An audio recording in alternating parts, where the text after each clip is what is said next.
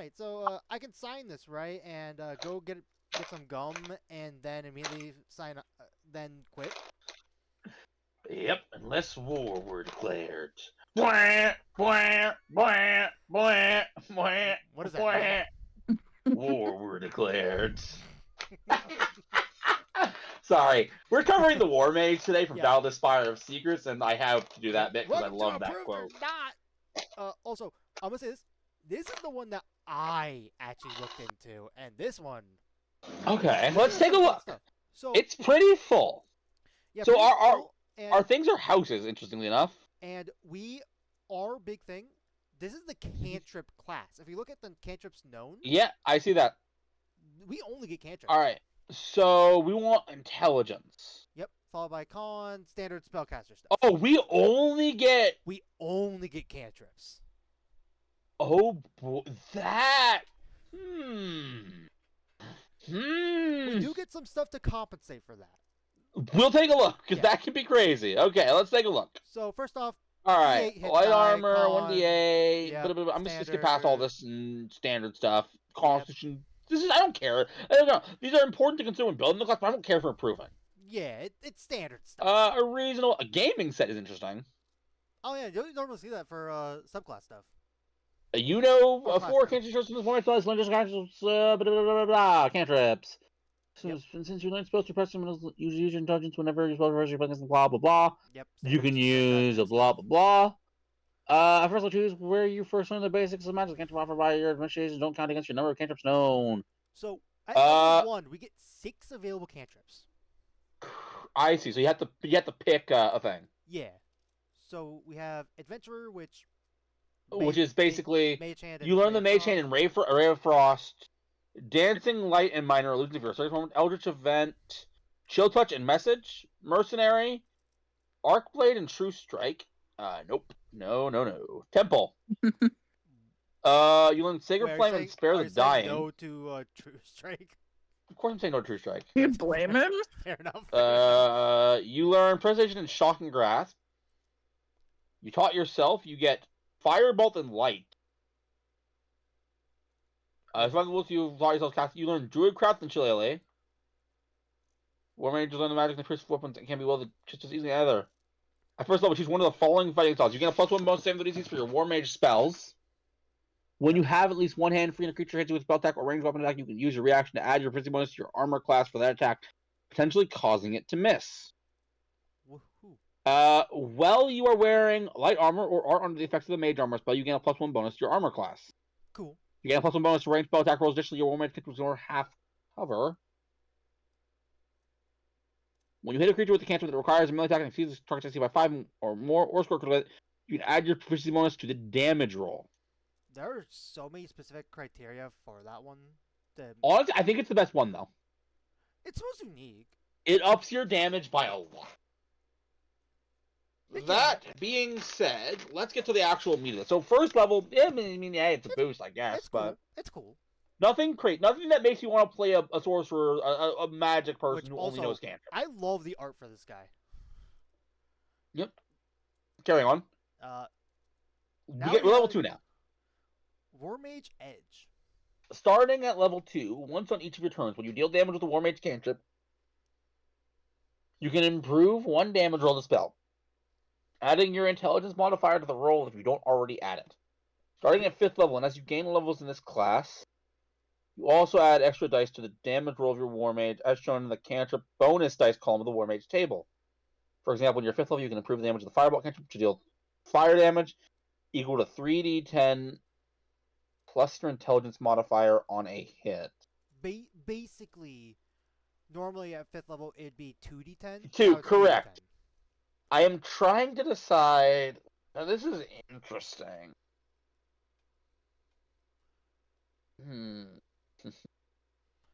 Also, I completely. All right, so I'm gonna look on my screen.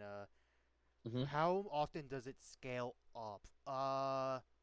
So from 5th level, it stays 1 until 11th level. Yeah, I'm assuming it's a standard cantrip scaling. Yes, it is. Yeah.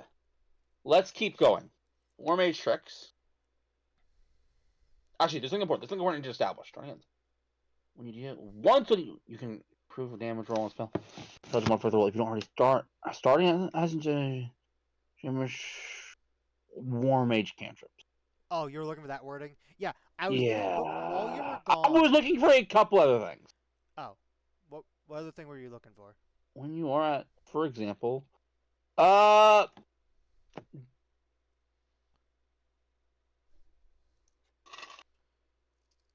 are the limits of what cantrips Warmages get? Like, do you want me to pull up the table of what says what cantrips they get? Correct. Let me look at that for you. Tell me what page it's on, because I want to look at it. It's on page. I'm not going to reveal what it is. But there's a particular cantrip I'm looking for. My first thought when I read that feature was, okay, do we get Eldritch Blast? And I'm assuming you're thinking of like spells, cantrips that are multiple attacks. Anyways, I just yeah. Let's see. What's page on? What page is it on? Here we go. It's page 325. Thank you. All right, Warmages. You don't get you don't get Eldritch Blast. Yeah, you don't get Eldritch Blast, which is what I was looking for. I mean, that is absolutely fair because that would make it. That would break it. Yeah, that would. All right, carrying right along. Can you tell me back to page? Oh, let me. Crap! I clicked the wrong button. Ah. Okay. Page 159, and just scroll back down. Or do this.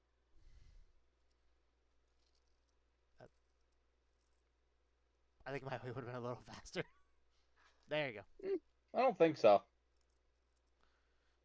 All right, where were we? All right, I saw what I wanted to see, so let's look at the next feature. We're looking at we were going to start to look at the tricks. You learn to use your Warmage tricks, especially to alter the way you fight, moving, cast your spells. You can learn 2 tricks of your choice for which you meet the tricks. You learn additional tricks as shown in the tricks column of Warmage. Just when you gain a level in this class, you can choose one of the tricks you know and replace it with another trick for which you meet the questions. Yeah, Ross, we have to look at this because it's too important. Yeah, basic. I won't look at them yet, but we have to look at them before we can judge the class. You need subclasses, but yeah. No, before we can judge the class.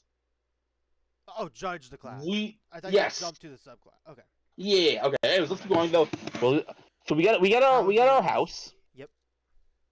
3rd, 7th, 10th. That's oh my 15th, god. That's actually a lot. 18th. That's a lot. It's the same. 5. It's the same level subclass thing as the fighter. Fair enough. And all right, so we got ability score improvement.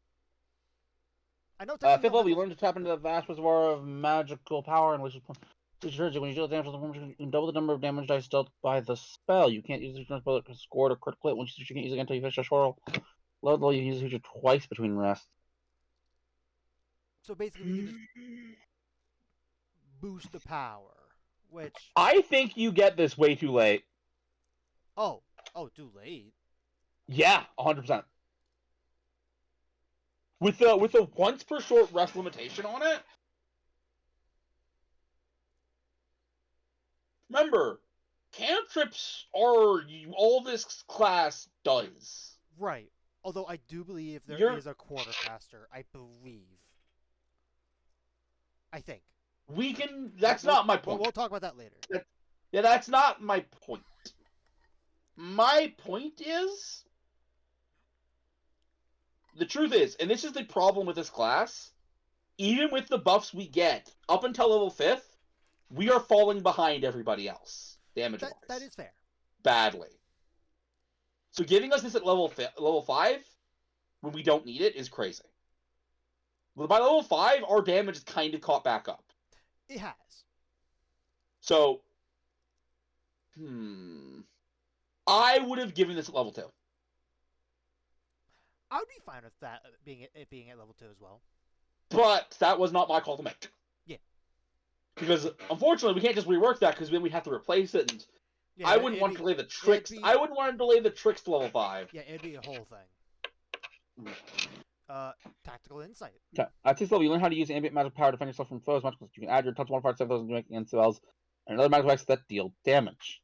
Any and all. Oh, Specifically got it. that deal damage. So I can't. Correct. So I can't use. I can't add my intelligence modifier for a hold person for example. 14th level. Start when a creature casts a spell that forces you to make a save to what damage. You can use your action to attempt to reject some of the spell's energy in return. So I guess the spells choose another creature you can choose within the spell's range, up to 30 feet away from you, whichever is closer. Make a saving throw against the spell using your spell save DC. The chosen creature can be the original spellcaster on a fail save. Suffers the effects of the spells if you had cast the spell and it had been the original target or been.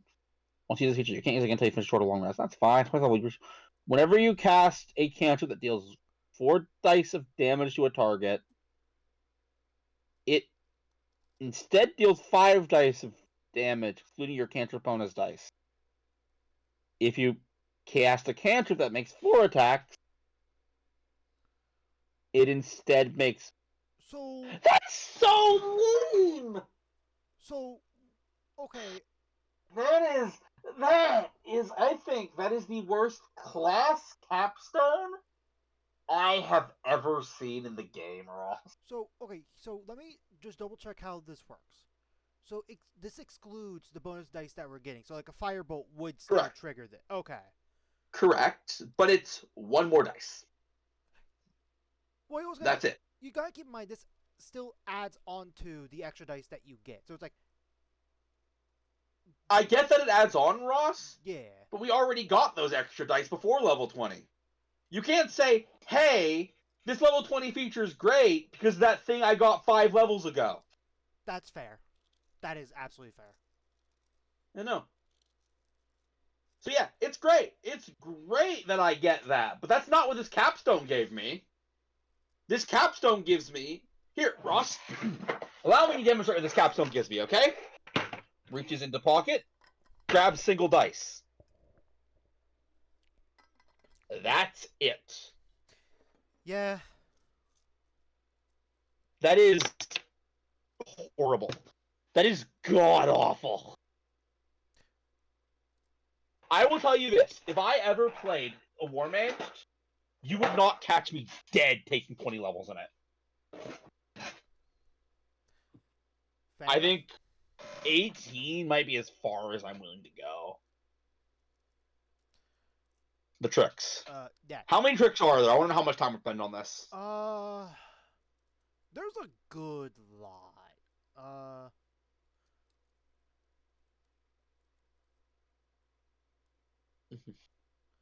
I say let's go as many as we can before we end up taking a break. I do want a hard number. Okay. I'll count them. Give me a moment. So we have 1, 2, 3, 4, 5, 6, 7, 8, 9, 10, 11, 12, 13, 14, 15, 16, 17, 18, 19, 20, 21, 22, 23, 24, 25, 26, 27, 28, 29, 30, 31, 32, 33, 34, 35, 36, 37, 37.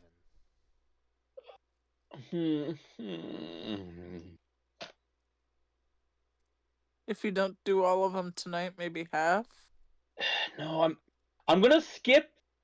I'm just gonna get like a general vibe, and then we're gonna read a couple of them. Okay.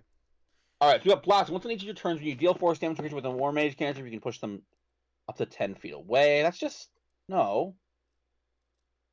Target object or holding, you can direct it away to. Okay, that's fine. Okay, I'm skipping this. Definitely not looking at this. Also, what's You no deal about acid the damage. other one? I'll explain in a second.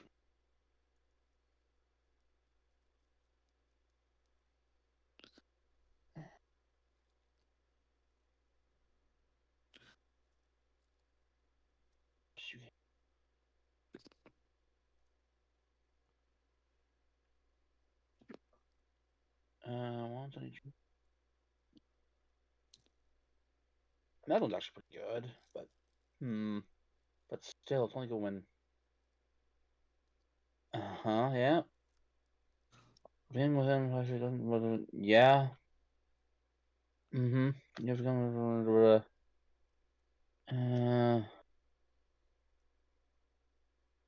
Once on each return we deal cold damage for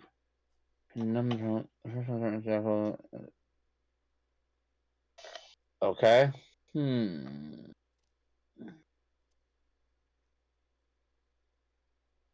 Yeah. Okay. All right. So I will say, write down that when it comes to the tricks, ask first before approval. Don't assume approval because we're not looking over all of them. Here is my general stance on them. Some of them are good.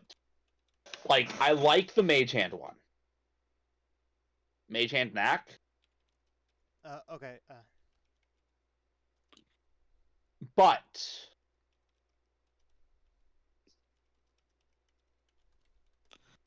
All right. So I said. okay, split. Yeah, Ask for yeah, approval. We haven't gone yeah, deep into looking at them. yeah. So here, I will give you my current stance on them. Some of them are actually good. Yeah, you were talking about the Mage Hand one. Yeah, That I one like the being Mage Hand one. I like the side. No, not silent. That one's sucks. I like Split Fire, but they're they are super outclassed by Eldritch Invocations. Most of them. Oh, so you're saying the force? So I saw you say no for the force damage one, and I'm like, what specifically no about that? I mean, like, Yeah, sorry. I thought you were saying that as in Yes. it was stronger than what would No, be the. no. Okay. It was the other way around. Other way around. Okay. I thought you were saying there Yeah. was a problem with it. I'm like, a little bit of knockback? But that is my problem with it, Ross. It's a little bit of knockback. The fact is, if I'm choosing between playing this or a Warlock, in order to play this, I am giving up those pack slots. That's true. That's true. So, I expect its equivalent of Eldritch Invocations to be stronger to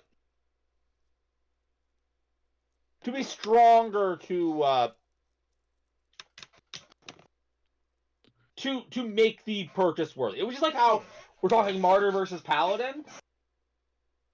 Yeah. And I'm gonna be honest, that is kind of where my stance on Warmage lies right now. I will say there are some cool things it can do. Yeah. But I feel at the end of the day it's still outclassed by casters. By like full casters. Well, I mean, that is something to be sort of expected because this is a cantrip class. So Yeah, again, it will but that's always just be it. outclassed by casters. So whatever cool stuff you could do, which I think at the very least, the stuff you could do with only cantrips is cool. No, again, I want to be clear. There's nothing inherently wrong. I'm not even at this point. The subclasses will have to really suck for the approval of Thought Monitor, although it's not off the table. I want to be clear. We had that But happen with the Warden last time. But when it comes to balance and purely that, it's outclassed. That It's is fair. horribly outclassed. And I think that often means it's going to suck to play one. I'll say a big thing that this class is going to have issues with, because they're only casting cantrips. Now, will an enemy always do this on the Warmage? Probably not, unless it's like a specific situation. You mean counter spells will always work. You're not wrong.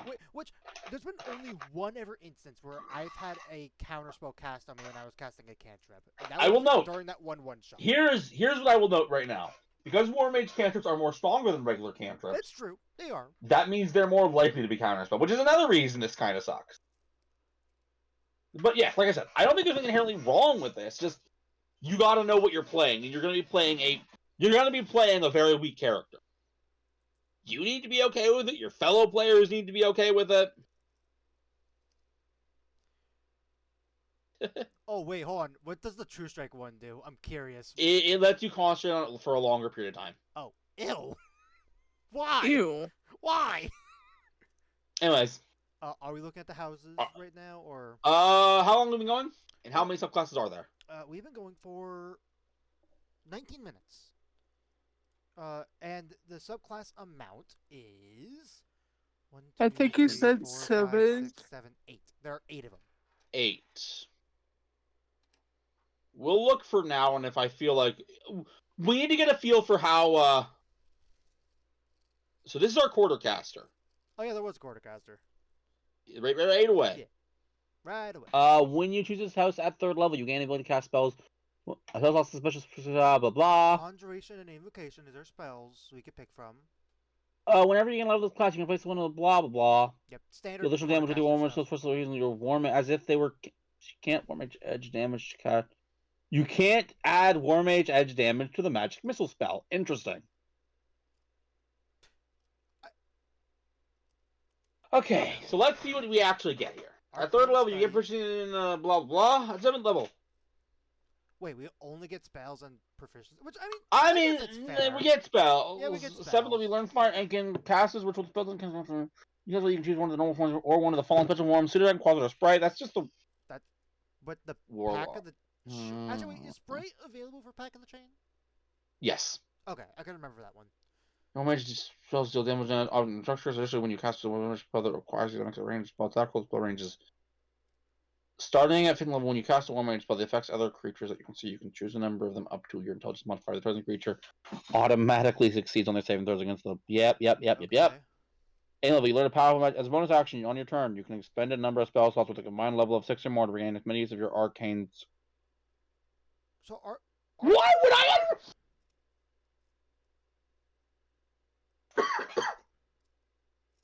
Okay, I'm gonna be honest, Ross. I thought this. First off, this is already approved without thought. But that capstone actually angers me. I'm gonna tell you why. Normally, we play a game and have you guess, but no, I'm so pissed. I'm actually gonna straight up just tell you. Oh no, if we're in the police's angry zone. No kidding. So, by 18th level, Arcane Surge is useless. Arcane Surge was the one that doubled our damage when it comes to cantrips, basically, right? Correct, but let me take a look. Let's go right back to it for a second, okay? Yeah, let's double check. All right. So we get a use of it back, which it comes. Okay. So first off, well, yeah, we have 2 uses on short rest, okay? Yeah. One, when you deal damage with a Warmage cantrip, you can double the number of damage dice dealt by the spell. You can't use this feature on a spell that has scored a critical hit. Right. At 11th level, you can use it twice. So, alright, let's take a look at the table. We're 18th level. Yeah, 18th level. Our cantrip dice is 3. Yeah, let's just take Firebolt. Since they use Firebolt, let's take Firebolt as the example. That's 7d10. Plus our intelligence modifier. Yeah. But that's it. Okay, so now let's take a look. Doubling it would be 14d10 plus intelligence. But we're not done yet. We're not done yet. So there we go. Okay. So our damage is 7d10 plus, and doubling is 14d10, right? Yeah, doubling it would be 14d10. But what if instead we had 8d6 and we added 3 to that? 3d6 and add. Wait. We could do a 4th level fireball. So sorry, 9d6 and add 3. Oh, okay. Do you see what I'm getting at now? You confused me for a moment. Do you see what I'm getting at now? Yeah. We are giving up our more valuable spell slots for a much easier to replenish Arcane Surge use. I think it's still, at the very least, okay in the scenarios of specifically, we're fighting a single target and our allies are. Well, actually, wait, no, we get an ability where that's my point. We get an ability to protect our allies. Our spells are going to do more damage. That's my issue.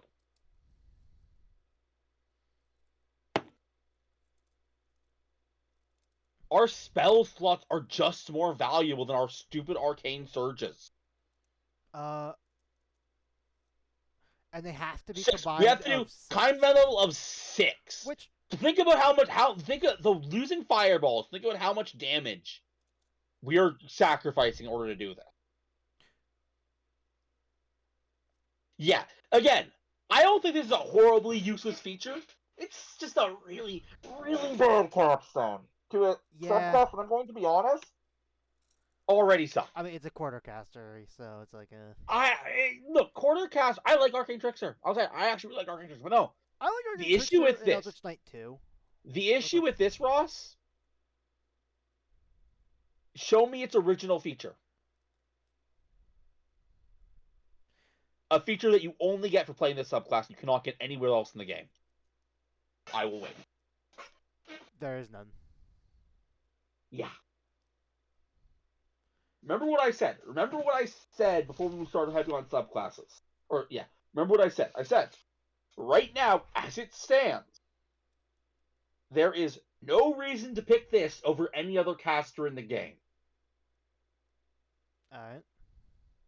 You just threw a bunch of rip-off casters features that I could just easily get with playing a full caster.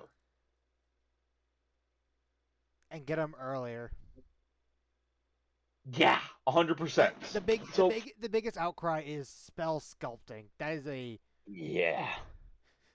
Yeah, that one's a big outlaw. And we're intelligent. Alright, so now we're the House of Cards. I believe this is the one that I really wanted to play. Yes, this is. Well, then let's see how I feel. When you choose this House of Cards, your poker, face, you get Precision Deception. And playing cards. Additionally, you can use your touch modifiers for charisma for charisma subjects. So, you get a deck of magic cards. Called the deck of fate, which can enhance the power of your game. Shuffle a standard 52 card playing deck and draw a hand of 5 cards when you roll initiative. Whenever you target a hostile creature with a Warmage spell that deals damage, you can use your bonus action to play one or more cards from your hand to enhance the power of the spell. If the cards exactly match one of the results on the hand's table on the following page, the spell deals extra damage to one of its cards of your choice, or grants you one additional effect according to the result. If the cards don't match a result, they have no effect. Aces count as ones for a result. Once you play a card, place it in the bottom of your deck and draw until you have 5 cards in your hand again. Let's take a look at that table. It's like just after this. So we get some neat stuff. Oh, it's poker! Yes. It's poker! I thought you would appreciate this too. It's not completely poker. But it's like, it's a little... So if we get 5... We kind of flush, a straight, yeah. We get extra damage, or if we get some of the combination cards, we get... Why is there nothing for a royal flush? That's the best hand of the game. They got nothing. Anyways, all right, sorry. Okay. High 7th level, your master of various cards. Using your deck of 8 once per turn, you can choose any number of cards from your hand and place them on the bottom of your deck. No action required. Losing 2 per card you choose. You then draw until you have 5 cards in your hand again. Basically resetting your hand in case you have a dud hand. Yeah, it's a mulligan. Fair enough, I suppose.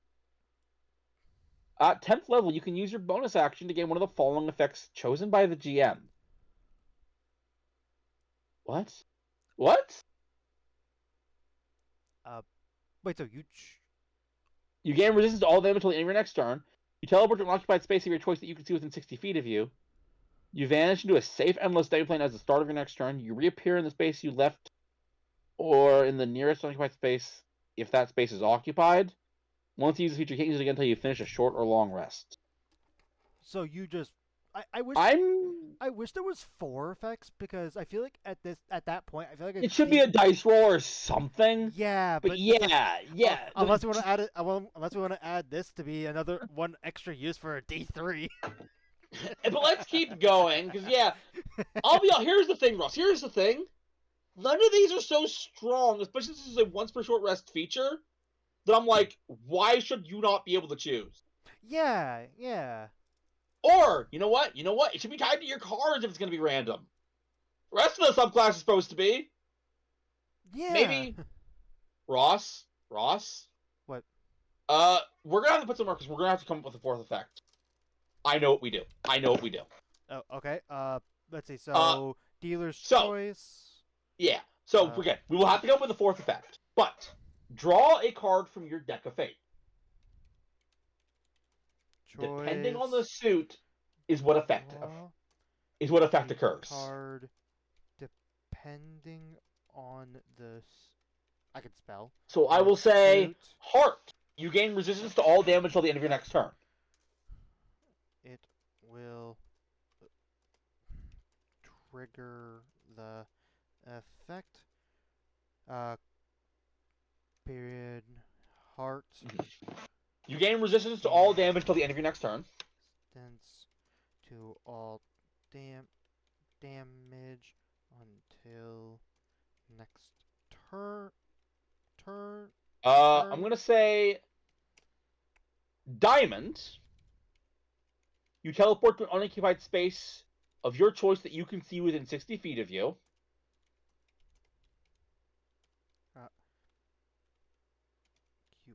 Occupied location that you can see within 60 feet of you. Yeah. Feet. Spade. You vanish into a safe, endless semi-plane at the start of your next turn. You appear in the space you left on the or in the nearest unoccupied space. Just copy the thing to the book. Oh yeah, why am I not doing that? Yeah. For the fourth one, you can't, but I have come with a fourth effect. Okay, hold on. Let me got copy and paste correctly.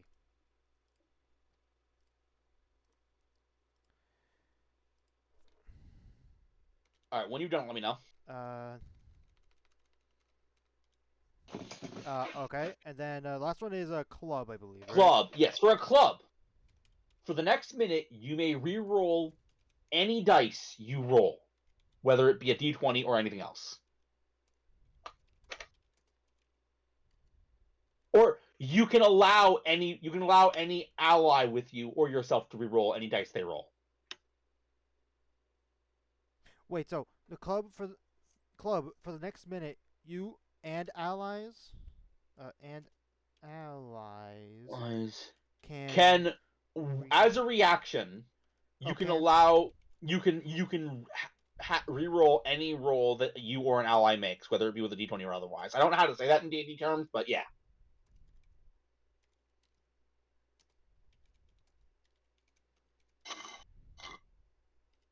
Anyways, there we go. We did a rework, Ross. We did a rework.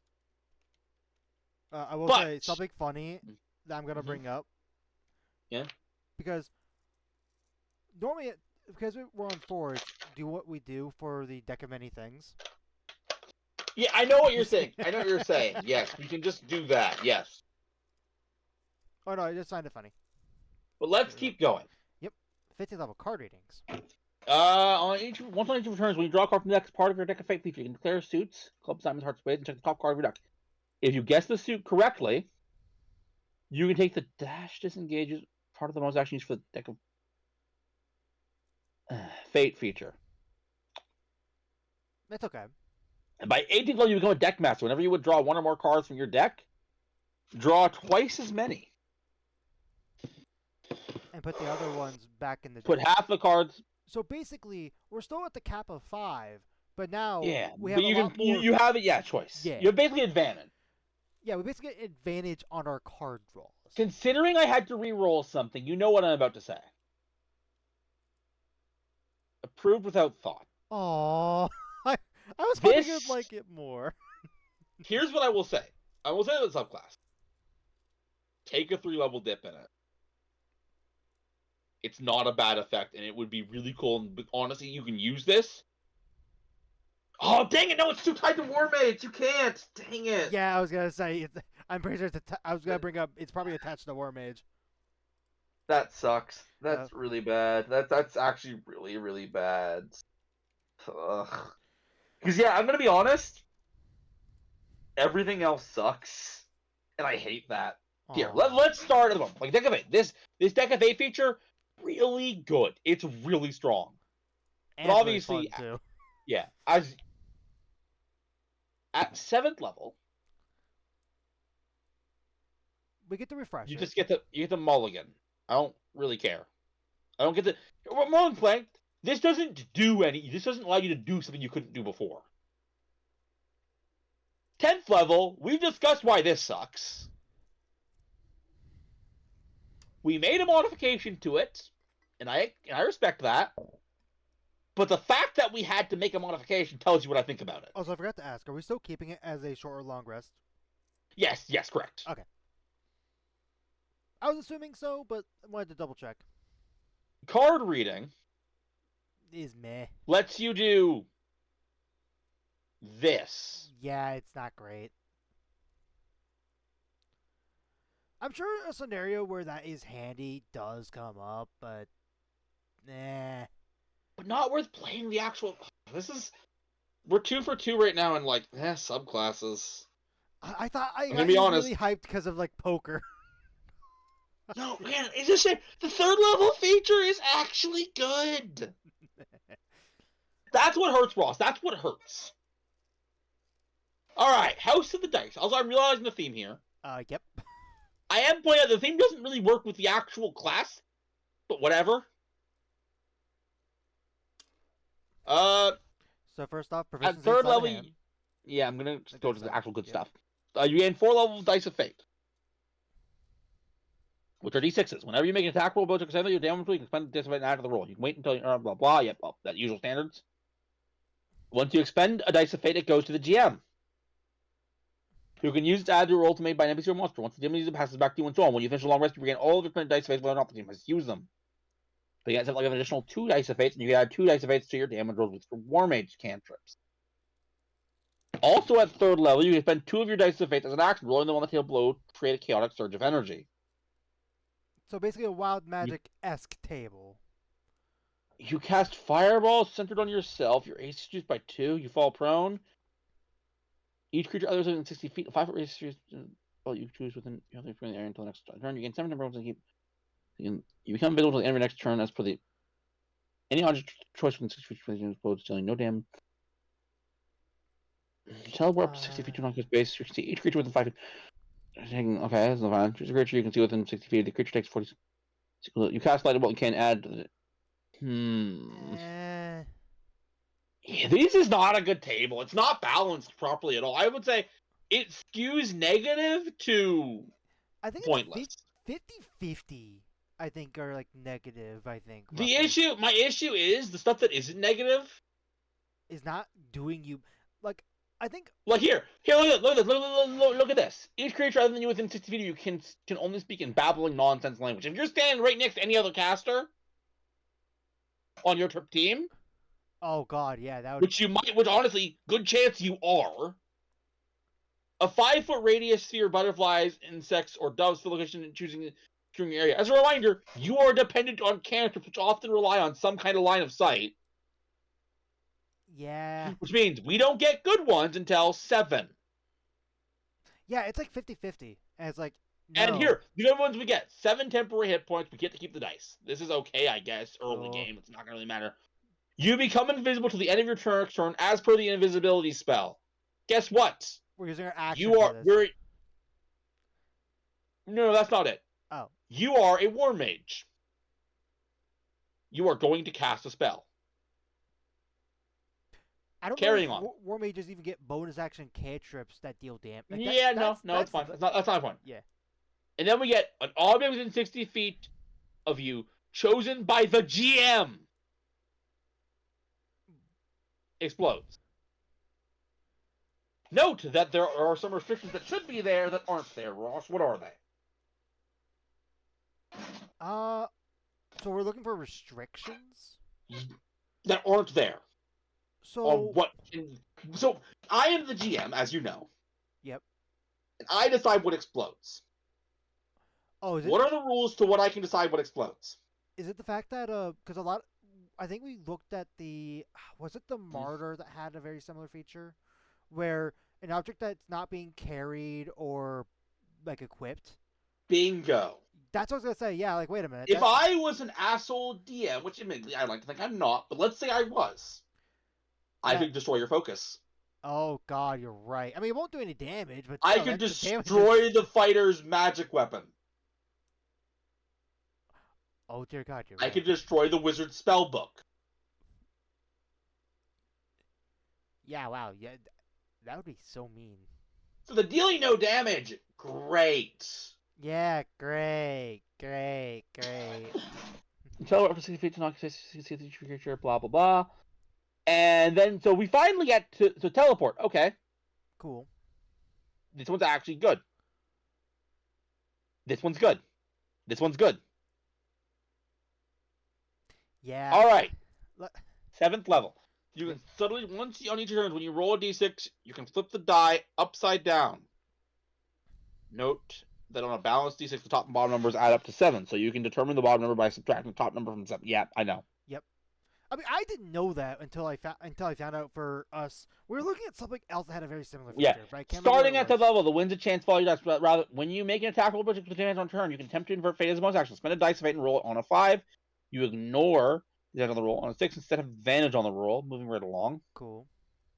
You again channel the calculator. As a reaction, when you take damage from a creature, you can see you can spend 2 to make it count. We established we don't want to do this though. Yeah, I don't see why this pushes on. Start when you steal that many. When you roll initiative, roll a d6. You steal that many dice of fate back from the GM. Which I guess we probably been able to boost our things, but I'm gonna be honest. This subclass is bad. Yeah, I approved without thought. Like, again, here's the thing. It's great. We got these dice of thought, but you know what? We could just... You know that there's a bard subclass that just lets you do this, right? Again, we need something that makes us take this over any other caster. Honestly, do what's even worse for this? Mm-hmm. I feel like if we were to just rework the roll for bones and just say the chaos roll table was not here, we're not missing much. Because it's let's compare it to the wild magic sorcerer, because I think like this is like the wild magic equivalent. Why would I go? It's closer to the barbarian. Well, either way, why would I go out of my way? Well, I think sorcerer, because this actually has bad options. Because you're going out of your way. Like, it's not like you use a die and then roll. Correct. You're 100% correct. Which, why wouldn't it be attached to that? Anyways, let me now explain where we currently stand. We have tried 3 of 8. And how long have we been going? Right now, 40 minutes and 20 seconds. Or 40 minutes, or 42 minutes. God, I can speak. We will look at one more and then go on break. Yep. House of Kings. We are a fight. We get some weapons. Martial proficiency, basically. You have 2 battle dice, but you use d8. Says battle dice spend. Blah blah blah blah blah. We've been seeing a lot of these battle dice mechanic in this book. Let's try your choice. Your hands off at the end of the subclass description. Yep. Let's take a look at the description. But items, a blitz check, flash of. This is all the same. The last time these came up. Is it really the exact same? Yep. Oh my god. Well, it makes this easier. Okay, we're here. Which they scale. That's it. So we get a feature that somebody else gets. And we get more, which, to be fair, gaining medium armor proficiency is nice. Starting at 10th level, you and each friendly creature within 20 feet or non-magical, okay? 10th level, friendly creature within 10 feet, you add their intelligence modifier to their saving throws against spells and magic effects that deal damage.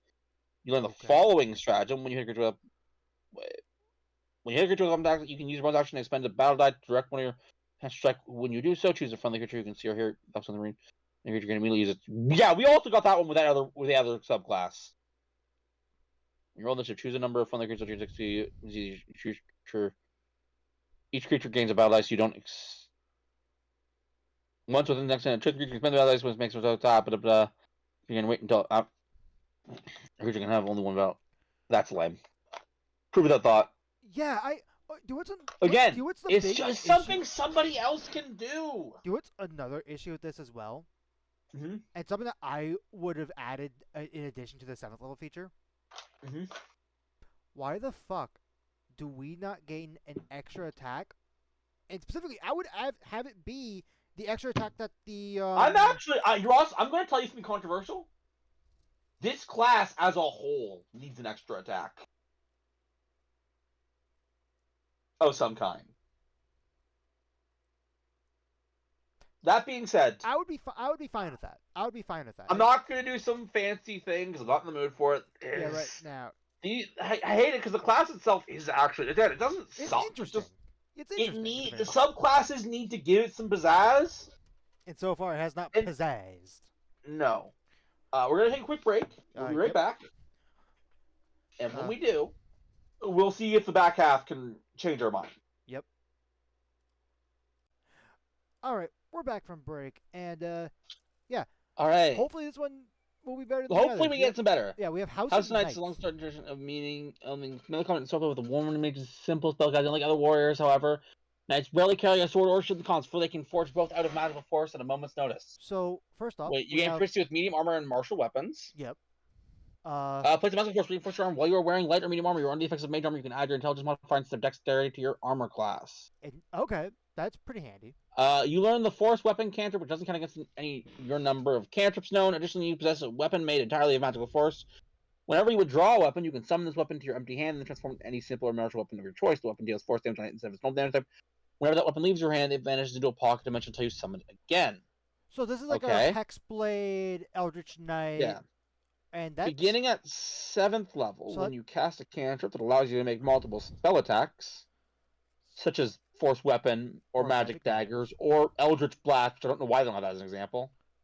You can use your bonus action to make one additional spell attack with that cantrip. Actually, that's a good point. That's something interesting to point out, and that's because normally for a lot of features that are like this, normally it'll specify of I think, oh wait, this guy doesn't get Eldritch Blast. That's why I remember now. Right, this one doesn't get Eldritch Blast, but you calling that out is a good point in the fact that it doesn't specify a War Mage. Class 1, correct. But not that it makes a point, not that it changes anything. Yeah, no. Knowing that, it's still meh. You learn to forge a hardened magical barrier as a bonus action. You gain a number of turn once equal to twice your Warmage level, which lasts for 1 minute. Once you until you finish a long rest, you can spend your entire movement to teleport up to half your speed to an unoccupied space you can see. This would be good for like, because keep in mind. Don't get me wrong. There are situations it's good, but also I think it's bad. Right. I mean, I think you could have given this earlier at the very least. Like, I can see good uses of like, especially if you have to jump a gap and you don't have a good strike. Yeah, no. I get the idea. Really, what it's for avoiding attacks of opportunity. But there are other ways to avoid attacks of opportunity that cost less. Right. Let's keep going. We need something. You can summon all the mystical as an action on your turn. You make a melee attack against up to 5 creatures within 30 feet of you. Separate attack for each target. You can shoot them with your. That's lame. It's not bad, just lame. It's okay. I will say, this subclass, I'm not going to give a proof without thought. I don't think it's very good, but it's not horrible. Yeah, it's better than the ones that we have seen so far. All right, House of Lancers. Which I'm assuming. Well, we have our knights, so maybe Lancers are what would be our bishops? Let's just keep going. Lancers draw the name from an ancient precursor to the pawn. A precursor to the pawn. This is the pawn subclass. Which doesn't make any sense because there's a subclass called House of Pawns. Is there? Yeah. You're right. So, well, I don't know. Let's just keep going. Let's read it. Yeah, let's see what it is. All right. Starting to technique at 3rd level, you adopt the monastic principles of offensive protection. While you aren't wearing armor or wielding a shield, your AC equals 10 plus your dexterity modifier, your intelligence modifier. Plus, if you're under the effects of the mage armor spell, you can choose either your choice. You can't use shield against it. Also, at 3rd level, you learn the lance's arm. You can use intelligence as strength for the attack and damage roll of your unarmed strikes. Okay. You can roll a d6 to place the normal damage of your unarmed strikes. Your unarmed strike counts as melee weapons for the purpose of Warmage spells. That's nice. When you use the attack action with an unarmed strike on your turn, you can make one unarmed strike as a bonus action. Cool. If they didn't Ross, have... what? It's time for everyone's favorite game. What is... This sentence is interesting to me.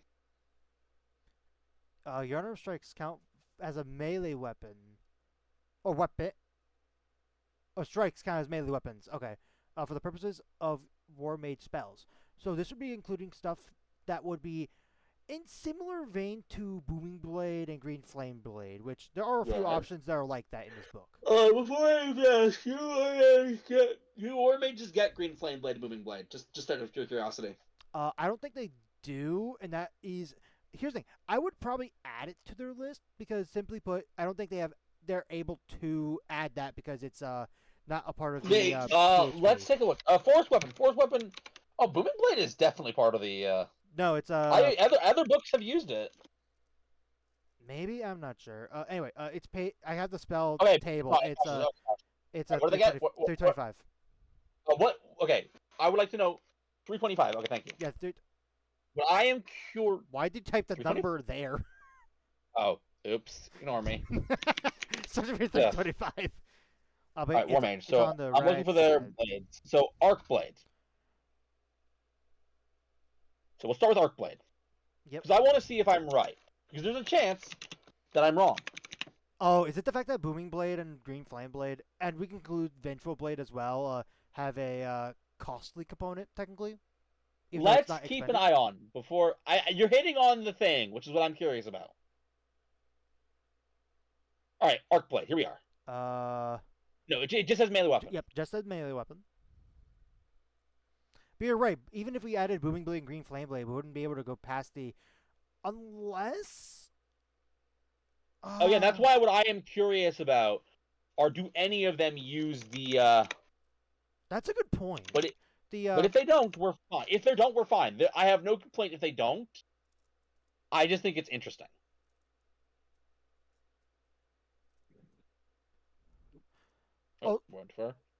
Yeah, they just say melee weapon. They're actually careful about it. Okay. Also, for the record, I think they included the fact that the costly component for it because otherwise they would be able to use it. Normally, I know at our table you've allowed us to use it with Shadow Blade and whatnot. No, I get you. I get. Yeah.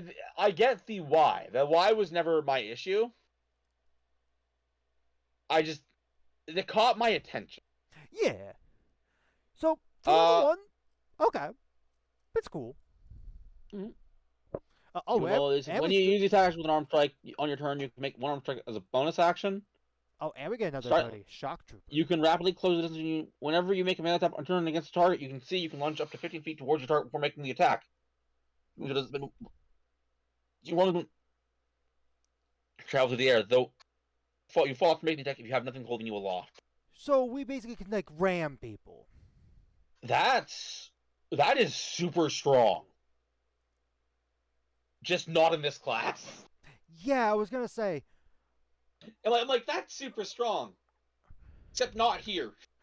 Right. It's a good way to cover a lot more ground, but it ends up being useless if either A, an enemy does not move away from you, or B, the only enemy that's around is the one that's like standing next to you. No, I will tell you what the issue is. What? We're not built for outside of our unarmed strikes, I guess. We're not built for melee combat. This class does not support it. That's true. That's also true. And I hate to say that, it makes this Shock Trooper ability useless. Here. Let me tell you what this does, okay?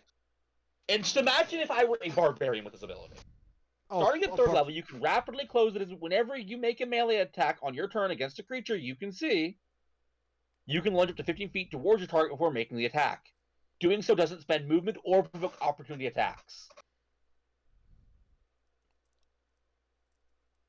Do you see how huge that is for anyone who could actually benefit from it? Oh, it is massive. Heck, there was a fighter subclass that had a very similar one. I know it's third party, but they relegated it to a bonus action. Do you remember? It was the. Yeah. Yeah. But my point with this is such a really cool ability. It's so wasted. Because we don't get extra attack. Unless we use one of the spells that does, I think, force weapon and whatnot. I mean, in that case, but even then we have issues.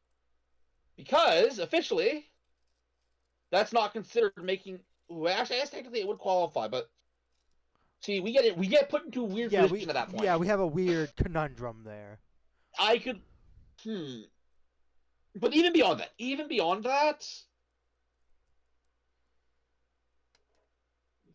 we're just not making the most use of this. We're just Right? not. Yeah. No. Like, here's the thing. I think that's one of the reasons why this doesn't actually have a proper resource tied behind Starting at 7th level, when you make a strength check or a constitution check, you can use your intelligence modifier instead of okay, that's fine. it. And difficult terrain doesn't affect 10th us. level, Cool. you can deflect ultimate energy with your bare hands. As a reaction, when you're hit by a ranged spell attack or just fire, you can use your reaction to deflect the damage. Why does everyone feel the need to nerf this? Are you talking about the fact that you can't send it back? Yeah, sending it back is such a huge part of this ability. It is literally the deflect part. Right. I'm assuming we're going to do the same copy and paste. What class was it? Because we had this before. It was in Gunslinger. Gunslinger, you're right. Let me just copy and... Am I good just to copy and paste that from... Potentially. I don't remember the exact ruling we have, but I probably would want something similar, yeah. Yeah, let me just... Starting at 15th level, you can launch it to 30 feet using your shock. This movement... So just... Our shock trooper's now 30 feet and we're teleporting. And we can tell... Yeah, and we're teleporting. That's basically it. Okay. 40, but starting at 18th level, you can cast spells with superhuman speed as an action. You can spend the use of your actions... No, Arcane Search feature. Cast 3 different cantrips that have a cast time of 1 action or 1 bonus action. You can't use your Arcane Search feature on any of these cantrips. Once you use this feature, you can't use it again until you finish along it. Yeah, this is a proof without thought, sadly. What was it? Deflect energy, was it? Deflect energy, yeah. Energy... What was the last feature? It's basically just you can use your Arcane Surge to use multiple different cantrips in a row. I'll say this, that does have potential. It has potential, but it's not a good captain. I want to be clear. Yeah. This subclass, number one, its features don't jive with each other. Number two, its features don't jive with the base class. And it doesn't fix our core problem, which we still need to see fixed somewhere. Can you remind us what was the main core problem again? We are giving up any type, like, comparing, like, let's say, to Warlock, we're giving up stuff like, yeah, we're giving up spells. We need something of equivalence to make this class good. Right. And we needed these subclasses to provide that. To be clear, that meant that we needed something that I would normally call broken on other classes. Right. And frankly, I would argue Shock Trooper, because it doesn't have a resource tied to it, would be broken if it wasn't on this class. But there's the issue, ain't it? Right. That's the big thing. It would be broken. It would, but I need something. I need something that would be broken on this class. Ooh, honestly, ooh. I know you'd be mad, but this Warmage, multi-class of a monk.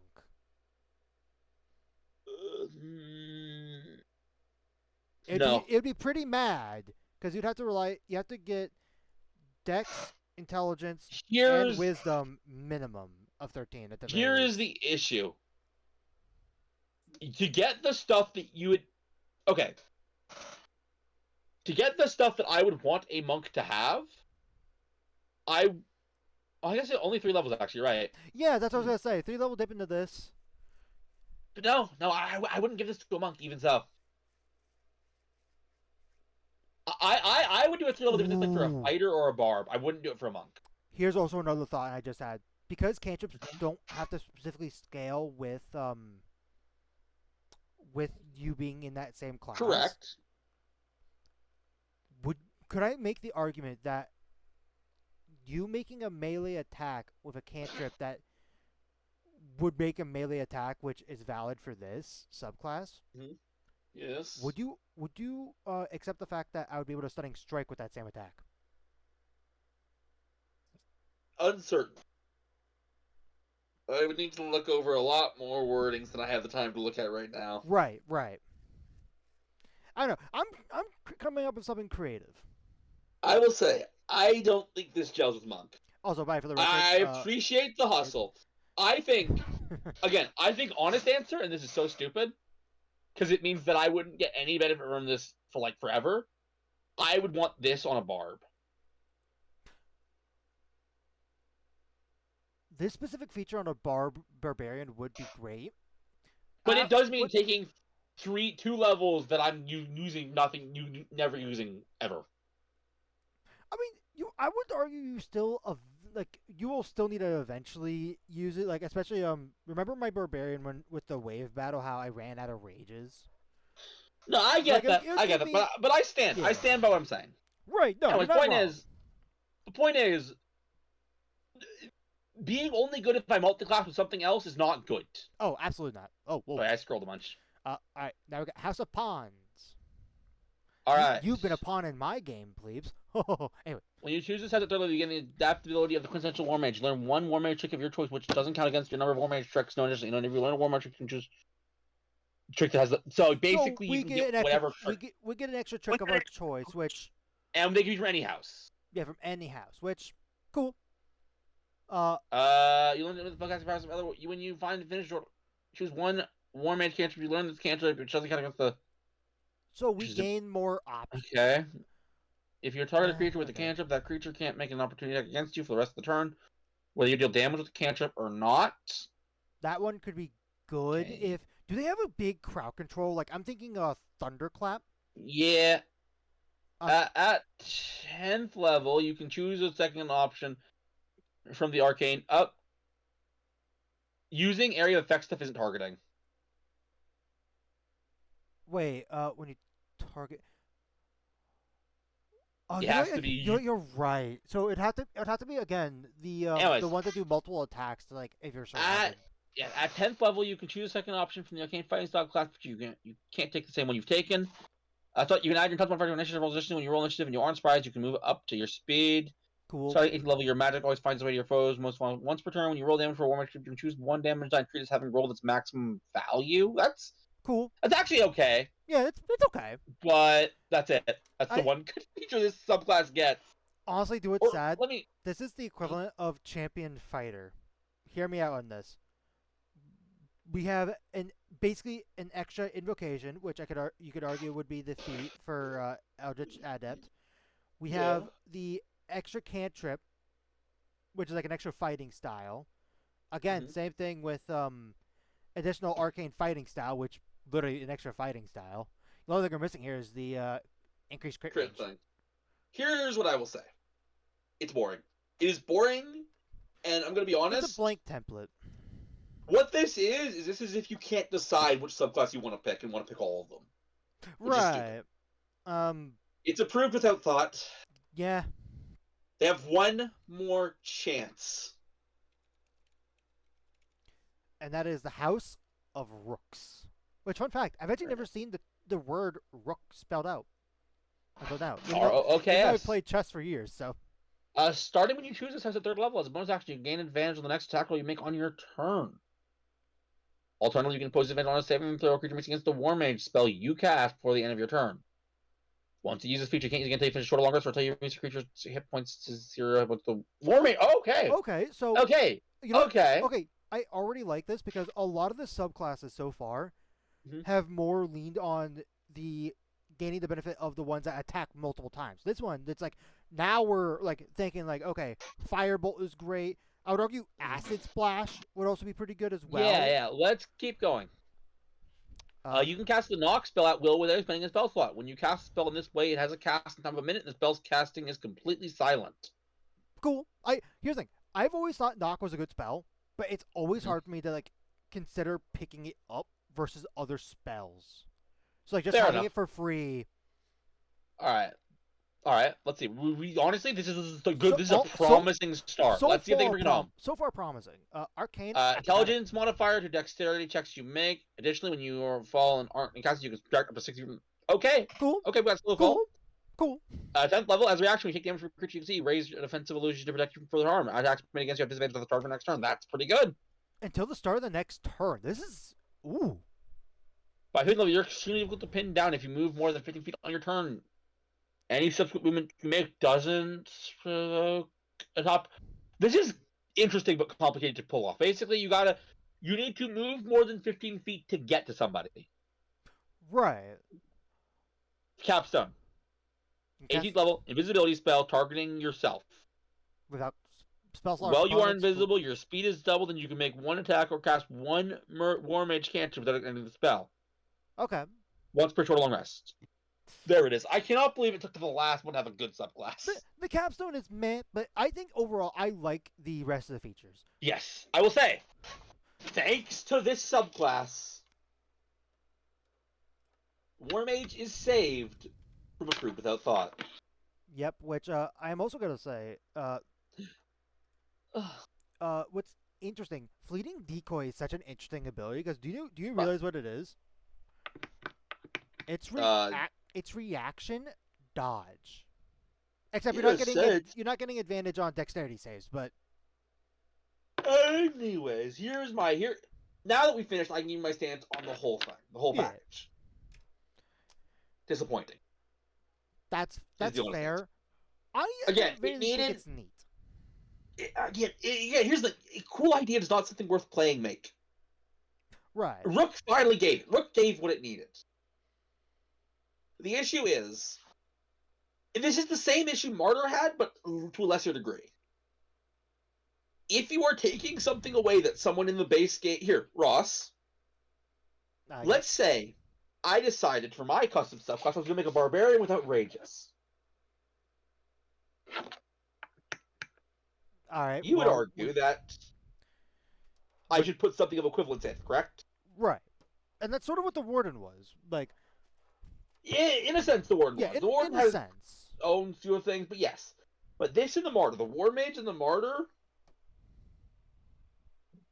were not. The Warmage and the Martyr did not offer that. They just took away without replacing. Right. Again. By the way, we'll say, since we looked at the cantrip list briefly, I think for our table, we would definitely have to, like, if there was a cantrip, I was like, oh, what if my character could have Booming Blade and was one of these? I was like, I'm sure we could probably just add it ourselves. That is a discussion for some other day. Right, that's a different discussion, but we brought it up, so I wanted to bring it up here. For the time being, I am willing to close the book on the Warmage. Yep. Thank you guys for watching, and we got one more left, the Investigator. We're gonna snoop out their abilities at some point. Anyway, thank you guys for watching, and as always, stay tuned for more. Bye-bye.